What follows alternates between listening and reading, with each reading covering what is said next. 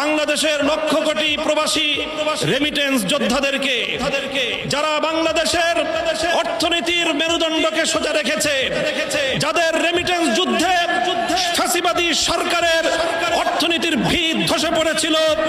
সুতরাং আবার তাদেরকে আমি আহ্বান জানাতে চাই, বাংলাদেশের প্রবাসীরা যারা যেখানে আছেন, আপনারা রেমিটেন্স পাঠিয়ে আমার দেশের নতুন সরকারকে সহযোগিতা করুন।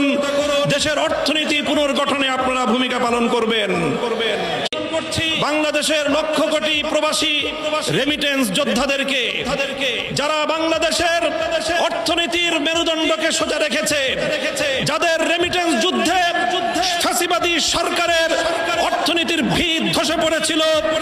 সুতরাং আবার তাদেরকে আমি আহ্বান জানাতে চাই, বাংলাদেশের প্রবাসীরা যারা যেখানে আছেন, আপনারা রেমিটেন্স পাঠিয়ে আমার দেশের নতুন সরকারকে সহযোগিতা করুন। দেশের অর্থনীতি পুনর্গঠনে আপনারা ভূমিকা পালন করবেন।